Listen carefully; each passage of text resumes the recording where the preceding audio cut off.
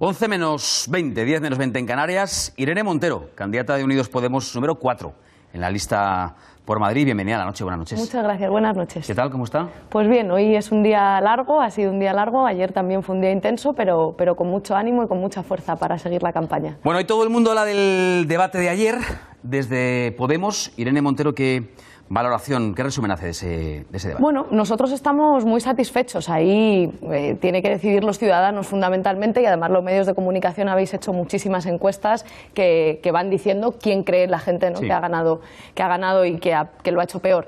Pero creo que lo más importante del debate fue, bueno, por una parte que fue la primera vez que debatíamos con Mariano Rajoy, con el candidato del Partido Popular, que no se había dejado ver el pelo hasta entonces en un debate a 4.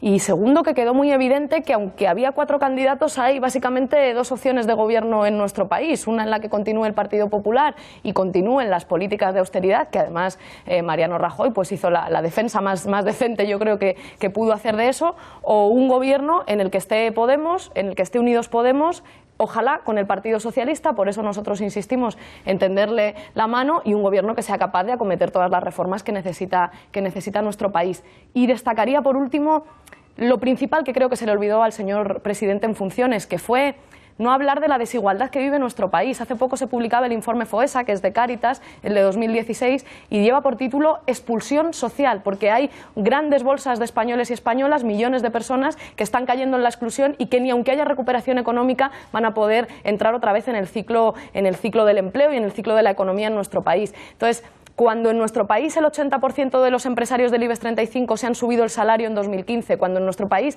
33 de las 35 empresas del IBEX 35 parece que tienen filiales en paraísos fiscales, hay que hablar de dónde está el dinero, porque en nuestro país el problema no es que falte dinero, es que está muy mal repartido, y eso creo que se le olvidó al presidente de gobierno, y creo que hay una alternativa de gobierno que sí es capaz ahora mismo de revertir esa desigualdad y de hacer políticas que hagan cuadrar las cuentas con la gente dentro, como decía Pablo ayer. Usted, que participó además en las conversaciones y en todas las negociaciones que han sido muy intensas entre pues, los partidos, la Academia de la Televisión, las propias televisiones, ¿hubo en la puesta en escena final alguna sorpresa, algo diferente a lo planificado, o fue todo más o menos según lo que... Ahí, bueno, las cadenas y la Academia nos fueron comentando cuál era la distribución y cómo era el plató y lo que ellos fueron quisiendo poner, y nosotros ahí intervinimos poco, la verdad. Sorteamos entre Partido Socialista, Ciudadanos y nosotros las posiciones en los atriles, pero vamos, en cuanto a la escenografía y eso, habéis mandado los medios de comunicación. Vayamos con el programa de Podemos. Bueno, el programa ya en sí mismo es en esta ocasión una noticia por lo llamativo, lo novedoso de la presentación, el formato catálogo de IKEA, que si no recuerdo mal, yo lo decía en esta misma mesa, creo que el año pasado el libro más editado en nuestro país fue precisamente el catálogo de IKEA. Imagino que los tiros iban por ahí, ¿no? La idea de que también el programa de Podemos fuera el más leído. Se trataba de hacer una presentación de un programa que esencialmente es el mismo que el 20 de diciembre, y hacer una presentación que permitiese hacerlo llegar a gente que a lo mejor de otra manera no se interesa por el programa, y que es una forma atractiva de ver lo que es lo importante, ¿no? Que no es solamente pues unas fotos interesantes, bonitas de nuestros diferentes candidatos, sino sobre todo las medidas del programa. Pero era una forma diferente y original que se le ocurrió a Carolina Vescansa, a la que le doy todo mi reconocimiento desde aquí, porque además... Carolina la que se efectivamente, fue Carolina Vescansa, que es la secretaria de Análisis y Programa, y para nosotros, pues bueno, era eso, una forma diferente de presentar un mismo contenido para hacerlo llegar al mayor número de gente posible. La crítica llegó a los pocos días, aquí mismo, en una entrevista que le realizaba Ana Blanco a Pedro Sánchez, que decía: la socialdemocracia no se vende por catálogo. Eso decía Pedro Sánchez. Bueno, yo creo que Pedro Sánchez se equivoca cuando hace esas declaraciones, se equivoca en general cuando arremete contra nosotros, porque no somos su adversario. En estas elecciones el adversario es el Partido Popular. Creo que ayer se pudo ver claramente, porque, insisto, son los 2 modelos de gobierno y los 2 modelos de país que son posibles y que están encima ahora mismo de la mesa en nuestro país, y creo que bueno, pues que nuestro programa y la idea de hacer el catálogo de IKEA, insisto, va a poder permitir que mucha gente que de otra forma no lo vería, lo vea, y eso para nosotros es muy importante, que la gente pueda, con diferentes formatos, hablar de política y hablar de lo que quiere para su país. Lema de campaña: la sonrisa de un país. ¿Por qué? Efectivamente. Pues porque frente a todos aquellos que han generado con sus políticas tanto dolor, y me estoy refiriendo a las políticas de austeridad europeas implementadas en este país por el Partido Popular fundamentalmente, frente a todos aquellos que han querido borrarle la sonrisa a nuestro país, ha habido millones de ciudadanos y de ciudadanas españoles que lo que han hecho en este tiempo ha sido responder con una sonrisa y seguir levantándose cada mañana a trabajar o a buscar trabajo, y millones de mujeres que lo han dado lo mejor de sí mismas pues para hacer todas las tareas que permiten a una sociedad ser una sociedad digna. Entonces, frente a aquellos poderosos que además quieren mandar sin presentarse a las elecciones o que han usado al Partido Popular como lacayo para implementar esas políticas de austeridad, nuestro país ha respondido con una sonrisa, y nosotros creemos que por ahí va el proyecto de país de futuro. Un país que cuente con la gente, un país que cuente con las medidas que son necesarias para que la gente tenga un salario digno, tenga escuelas públicas, tenga una sanidad pública, y que responda con una sonrisa a aquellos que pretenden borrárnosla. La sonrisa es un arma política muy importante, muy fundamental, sobre todo cuando tenemos claro lo que queremos para nuestro país, que es que la gente pueda vivir con dignidad. Encuestas. Usted habló hace un rato de encuestas, bueno, de ayer,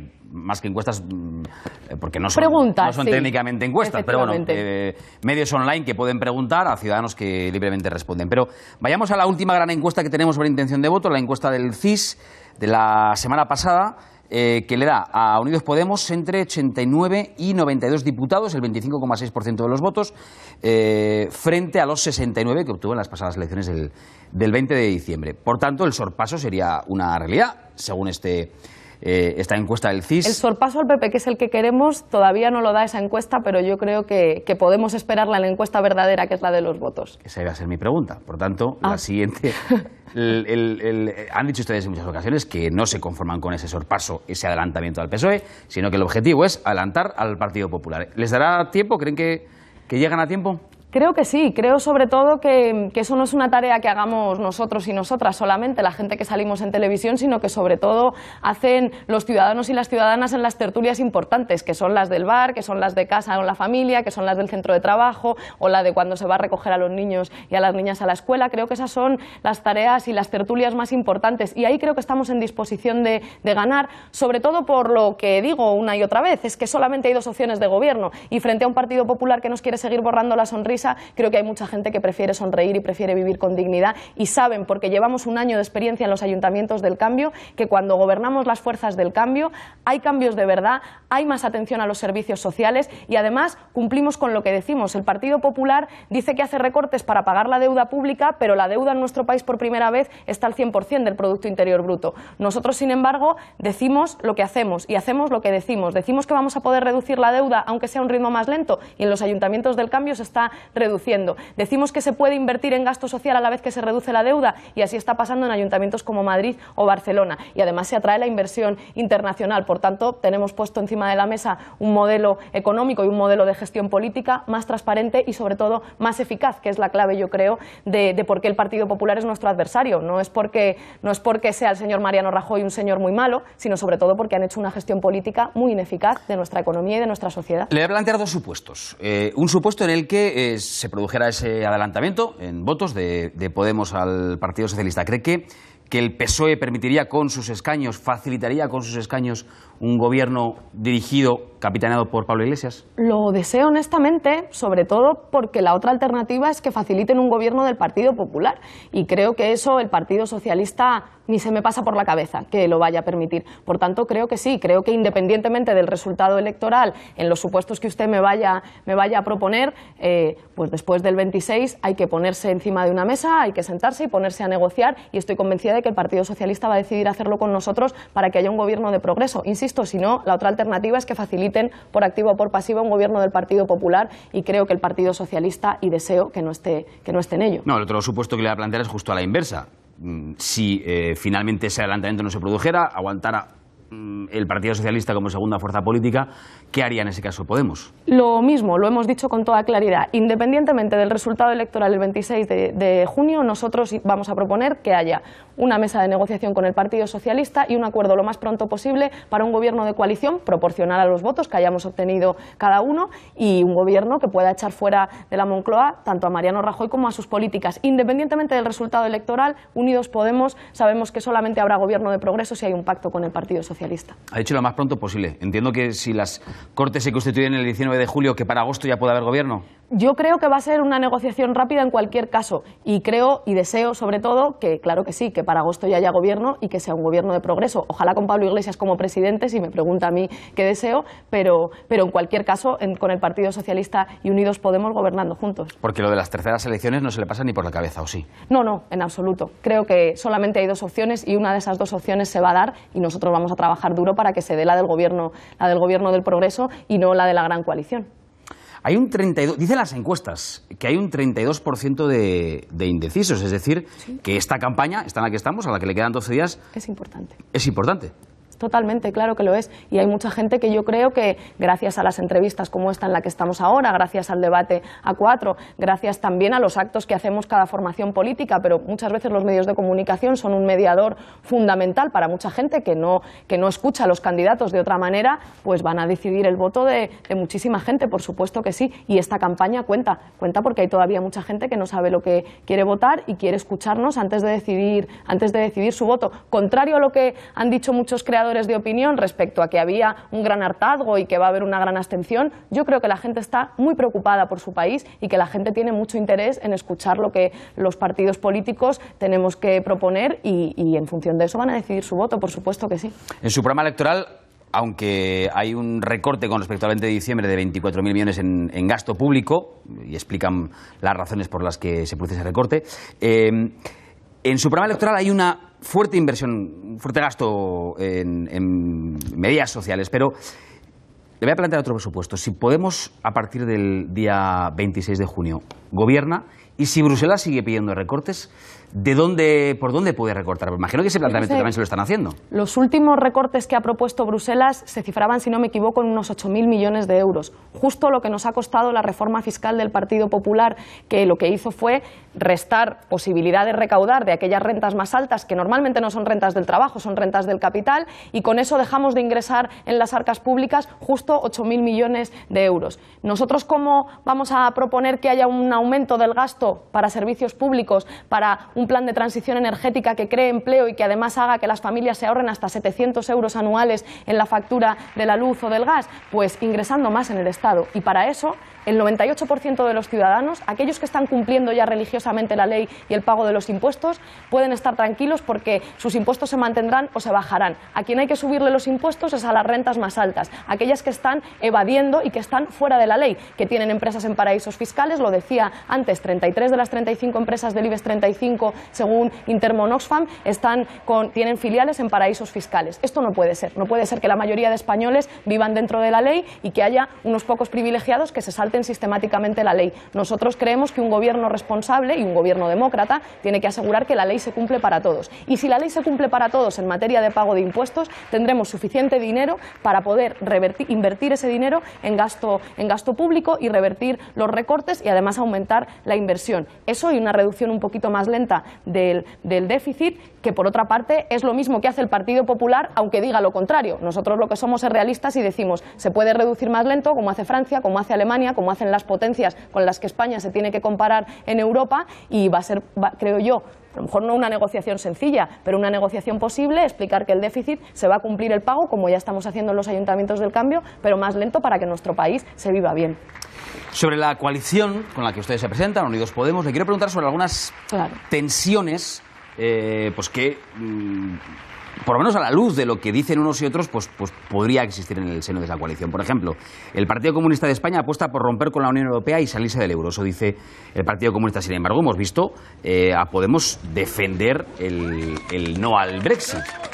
¿Son compatibles? O, por ejemplo, otra de las cosas que estos días hemos analizado, los analistas están analizando, ¿no? La famosa lucha, la pugna por la socialdemocracia en ese espacio con el Partido Socialista. ¿Se sienten cómodos ustedes con ese concepto de socialdemocracia?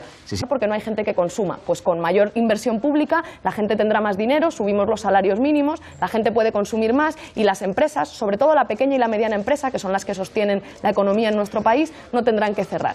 Eso es lo que nosotros planteamos y eso usted le puede poner la etiqueta que quiera y yo también, y el debate sobre las etiquetas es estupendo. Ahí lo que decía Pablo Iglesias en los últimos días es verdad que nuestro programa pues se parece a los programas que tradicionalmente la socialdemocracia ha hecho, pero yo creo que más allá de las etiquetas lo importante es que a la gente analice las propuestas concretas y que sepan que gente muy diversa, que se identifica con muchas tradiciones diferentes y que ha votado muchas cosas diferentes en el pasado, ahora convergemos en este proyecto de país que quiere hacer frente a las políticas de austeridad y que puede ser pionero en Europa, que esto es muy importante. Que en nuestro país haya un gobierno de progreso puede determinar que Europa vuelva a ser ejemplo de políticas sociales, de democracia, de defensa de los derechos humanos y no la Europa que mira a un lado con el tema de los refugiados o que aplica las políticas de austeridad que más dolor están generando en Europa. Cataluña. Esta fue una línea roja, porque en el fondo lo fue, al final una línea roja. Escuchamos en la noche electoral, el primer discurso de Pablo Iglesias en la noche electoral del pasado 20 de diciembre, decir que cualquiera que quisiera pactar con Podemos tendría que aceptar un referéndum en Cataluña. ¿Este punto puede volver a hacer encallar en el mismo punto las negociaciones entre PSOE y Podemos? No es verdad que las encallase. En las negociaciones que tuvimos con el Partido Socialista, tanto cuando nos sentamos en la mesa 4 como cuando nos sentamos en la mesa 3 con Ciudadanos, jamás salió el tema de Cataluña. No se llegó a hablar de Cataluña. Jamás. Nos encallamos siempre en cuestiones económicas, en mi opinión, fruto de ese acuerdo entre el Partido Socialista y Ciudadanos que, digamos, tiraba para atrás muchas de las propuestas reformistas y de progreso del Partido Socialista que llevaban en su programa electoral. No en vano, Rivera decía que había conseguido introducir el 80% de su programa en ese acuerdo. Nunca se llegó a tocar este tema, siempre nos encallamos en cuestiones de política económica. No obstante, nosotros lo decimos con mucha claridad. En una negociación no puede haber líneas rojas, ninguna, ni una sola. Nosotros cuando nos sentemos a negociar, el objetivo que vamos a tener es ver los puntos en común, ver los puntos de diferencia y buscar acuerdos para gobernar. Ahora, evidentemente, cualquier español que nos esté escuchando ahora mismo sabe que tiene que haber una solución para la cuestión territorial en Cataluña. Y yo no he escuchado todavía ninguna mejor, ni siquiera ninguna alternativa, ninguna mejor ni ninguna alternativa a la cuestión que por otra parte es una cuestión democrática, ¿no? Que la gente pueda decidir, que la gente pueda votar y pueda definir cuál es el encaje territorial de Cataluña en España y que podamos ser capaces de construir un país diverso, un país de países, un país en el que cada cual, vuelvo a la misma idea que antes, pueda identificarse con la identidad que quiera, pero podamos construir un futuro de fraternidad y de convivencia. Y de nuevo, los ayuntamientos del cambio son ejemplo de ello. Esas millones de personas que salían a Madrid a aplaudir que Ada Colau era alcaldesa y a la vez en Barcelona aplaudían que Manuela Carmena fuese alcaldesa de Madrid. Con fraternidad, respetando la diversidad, se puede, por supuesto que sí, construir un proyecto de país unido. Nosotros no queremos que Cataluña se vaya de España y lo hemos dicho con toda rotundidad también. Lo han dicho muchas veces, están a favor del derecho a decidir, pero no quieren que Cataluña... Estamos a favor de la democracia, pero queremos construir un futuro con Cataluña también, aunque eso implique un encaje diferente, por supuesto. Avancemos.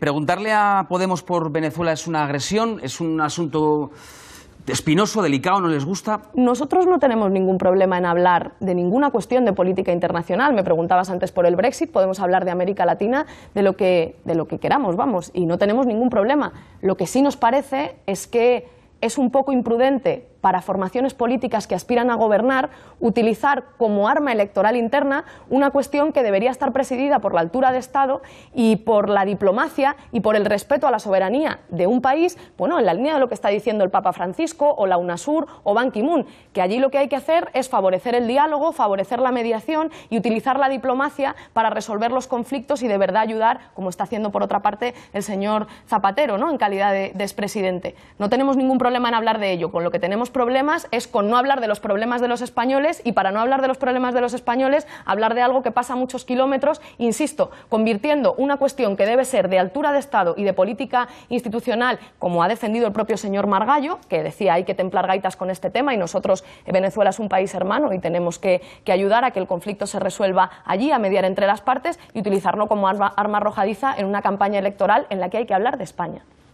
Hablemos de cosas cercanas. Venga, de las diputaciones, por ejemplo. ¿Es partidario o no Podemos de la desaparición de las diputaciones provinciales? Lo digo porque ahora es una cuestión que está sobre la mesa que plantea, por ejemplo, Ciudadanos, absolutamente a favor de la desaparición de este Nosotros organismo. decimos que en algunos territorios las diputaciones tienen un sentido territorial importante y hay mucha gente que defiende que esas estructuras se mantengan.